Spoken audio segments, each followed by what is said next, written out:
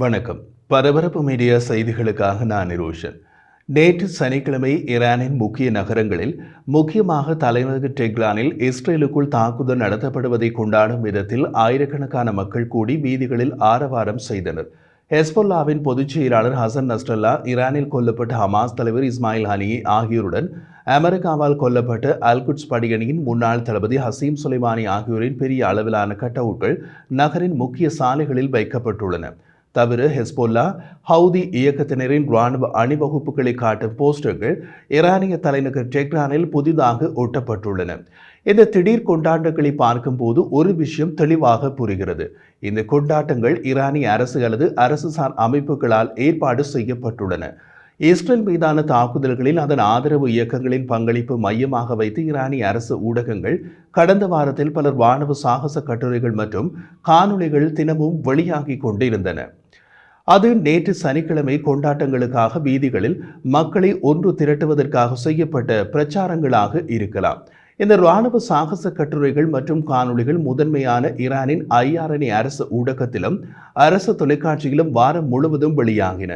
இந்த பிரச்சாரம் மற்றும் அரசு ஏற்பாடு செய்த கொண்டாட்டங்களின் முக்கியத்துவம் ஈரானின் கவனம் இன்று எங்கு உள்ளது என்பதை இது வெளிப்படுத்துகின்றது. ஈரானின் இராணுவம் மற்றும் பாதுகாப்பு அமைப்புகள் இஸ்ரேலை தாக்கப் போவதாக ஜூலை மாதம் 31ஆம் தேதியிலிருந்து கூறி வருகின்றன. அன்றைய தினம்தான் ஹெஸ்பொல்லாவின் மூத்த தளபதி லெபனான் தலைநகர் பெய்ரூட்டிலும் ஹமாஸின் தலைவர் ஈரானிய தலைநகர் டெஹ்ரானிலும் கொல்லப்பட்டனர்.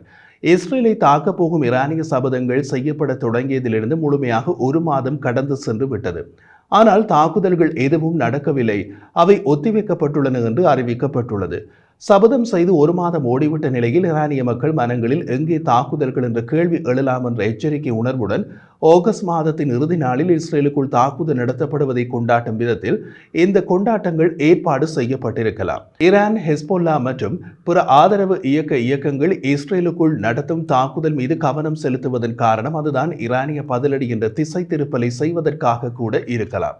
ஈரானிய ஆதரவு இயக்கங்களின் செயல்பாடு குறித்து சமீபகால ஈரானிய ஊடக பிரச்சாரங்களை கூர்ந்து கவனித்தால் அவற்றில் குறிப்பிடத்தக்க அம்சம் ஒன்று இருப்பதை காணலாம். முதலாவதாக, ஈரான் ஹெஸ்பொல்லாவின் வெற்றியில் தான் அதிக கவனம் செலுத்துகிறது மற்றும் அதிக விளம்பரம் கொடுக்கிறது. குறிப்பாக ஹெஸ்பொல்லாவின் ஆளற்ற விமானத்திறன்கள் பற்றி அதிகம் பாராட்டப்படுகின்றன. ஹெஸ்பொல்லா ஆளற்ற விமானங்களுக்கென்று இஸ்ரேல் பயப்படுவதாக IRNAவில் வெளியான ஒரு பல கட்டுரை மீண்டும் மீண்டும் குறிப்பிடுகின்றன. ஆகஸ்ட் 30ஆம் தேதி ஹெஸ்பொல்லா வெளியிட்ட ஒரு அறிக்கையில் வடக்கு இஸ்ரேலின் பல இடங்களில் தாக்குதல் நடத்தியதாக கூறியது. அந்த அறிக்கையில் இஸ்ரேலின் பெய்ட் ஹிலல் நகரில் உள்ள ஒரு IDF பட்டாலியனின் தலைமையகத்தை ஆயுதமேந்தி ஆளற்ற விமானங்களின் திரளுடன் தாக்குதல் நடத்தியதாக ஹெஸ்பொல்லா குறிப்பிட்டிருந்தது. அதுதான் ஈரானில் IRNA உட்பட அரசு ஊடகங்களில் தலைப்புச் செய்தியாக இருந்தது. ஈரானின் புதிய ஜனாதிபதியும் அவரது புதிய வெளியுறவு அமைச்சரும் மேலை நாடுகளோடு தொடர்புகளை ஏற்படுத்த ராஜதந்திரத்தில் கவனம் செலுத்தி வருகின்றனர் என்ற செய்தி முக்கியமற்ற நிலையில் வெளியாகி இருந்தது.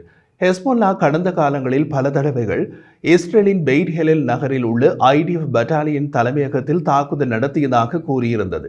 ஈரானிய ஊடகங்களில் அப்போது கொடுக்கப்படாத முக்கியத்துவம் நேற்று சனிக்கிழமை கொடுக்கப்பட்டது. அதே தினத்தில் தான் கொண்டாட்டங்களும் ஏற்பாடு செய்யப்பட்டிருந்தது என்பதை கவனிக்கவும்.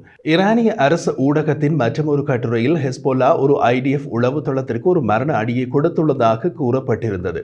இஸ்ரேலுக்குள் இலக்குகளை தேர்ந்தெடுப்பதற்கு ஈரான் ஹெஸ்பொல்லாவுடன் நெருக்கமாக செயற்படுகிறது என்றது நேற்று வெளியான மற்றொரு கட்டுரை. ஹெஸ்பொல்லா கடந்த வாரம் இஸ்ரேல் மீது ஒரு பெரிய தாக்குதலை நடத்த முயன்றது. ஆனால் தாக்குதலின் பெரும்பகுதி இஸ்ரேலிய எல்லையை அடைவதற்கு முன்பே தடுத்து விட்டதாக IDF கூறியது. இருப்பினும் நூற்றுக்கணக்கான ராக்கெட்கள் இஸ்ரேலை நோக்கி ஏவப்பட்டன. ஆகஸ்ட் 30ஆம் தேதி ஈராக்கில் உள்ள ஈரானிய ஆதரவு ஷியா பிரிவு இயக்கங்கள் இஸ்ரேலை குறிவைத்து ஆளற்ற விமான தாக்குதலை நடத்தியதாக ஈரானிய ஊடகங்களும் செய்தி வெளியிட்டன. ஆளற்ற விமானங்கள் இஸ்ரேலிய நகரம் ஹைஃபாவை குறிவைத்ததாக ஈரானிய ஆதரவு ஷியா பிரிவு இயக்கங்கள் வெளியிட்ட கூட்டு அறிக்கை கூறுகிறது. இருப்பினும் இது உண்மையில் நடந்தது என்பதற்கு எந்த ஆதாரமும் இல்லை. அப்படி ஒரு தாக்குதல் பற்றி பெரும்பாலான ஊடகங்களில் தகவல் கிடையாது. ஆக்கிரமிக்கப்பட்ட பாலஸ்தீன பகுதிகளில் உள்ள ஹைஃபாவின் தொழில்துறை மின் உற்பத்தி நிலையத்தின் மீது ஈராக்கில் உள்ள இஸ்லாமிய எதிர்ப்பின் அச்சு அமைப்பு ஆளற்ற விமான தாக்குதலை நடத்தியது என்று IRNA குறிப்பிட்டது. ஈராக்கில் இஸ்லாமிய எதிர்ப்பின் அச்சு என்பது ஈரானிய சார்பு இயக்கத்தினரின் கூட்டணியின் பெயர். செங்கடலில் தொடர்ந்து தாக்குதல்கள் நடத்த ஹவுதிகள் ஈரானை பயன்படுத்தி வருகிறது. ஐக்கிய நாடுகள் சபைக்கான ஈரானின் தூதுக்குழு ஏமனின் அன்சார் அல்லா இயக்கம் செங்கடலில் எண்ணெய் கப்பலில் ஏற்பட்ட தீயை அணைக்க அனுமதிக்க தற்காலிக போர் நிறுத்தத்திற்கு ஒப்புக்கொண்டதாக IRNA தெரிவித்தது. ஏமனின் அன்சார் அல்லா இயக்கம் தற்காலிக போர் நிறுத்தத்தை யாருடன் செய்துள்ளது என்பது தெரியவில்லை. ஹவுதி தாக்குதல்களுக்கு பின்னால் ஈரான் எப்படி இருக்கிறது என்பதை இது விளக்குகிறது.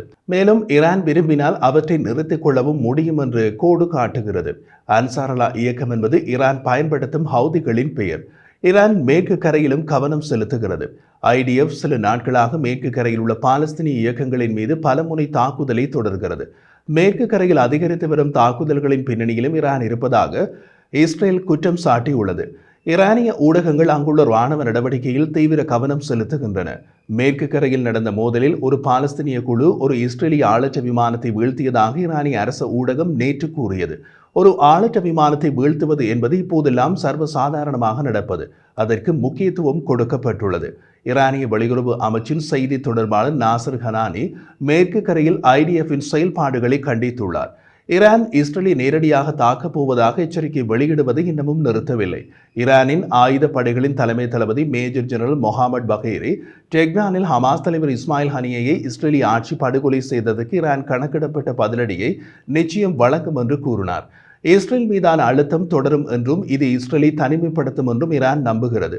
ஈரான் தனது ஆதரவு இயக்கங்களை இஸ்ரேலை தாக்க தூண்டியது மற்றும் ஹமாஸ் அக்டோபர் 7 தாக்குதல்களை நடத்த தூண்டியது என்பது அப்படியொன்றும் பரம ரகசியம் இல்லை.